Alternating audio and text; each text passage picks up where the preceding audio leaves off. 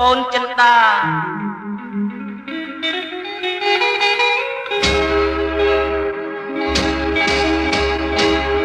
ចិនដាមាសប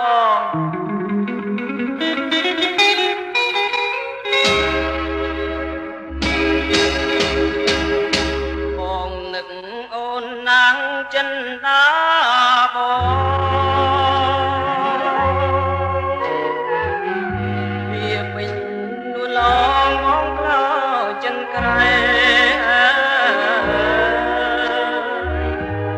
ងគេសូបិនឃើញអូនថ្មីថ្មីតើរឿងហេតុស្រីប្រែជាយ៉ាងណារឿងក្នុងសូបិនតើពិតឬអ្វី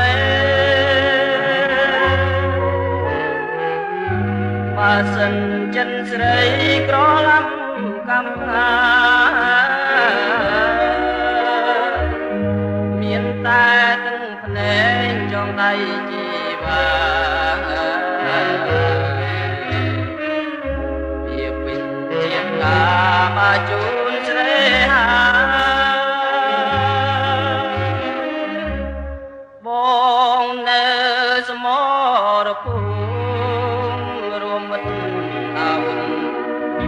អំប្រឹងប្រយ័ត្នមិននៅកន្តា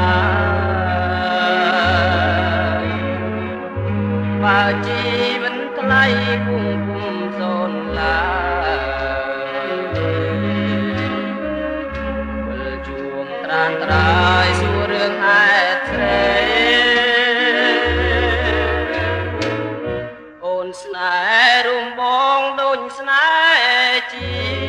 តិឃ្លានដល់ជាត្រូវកា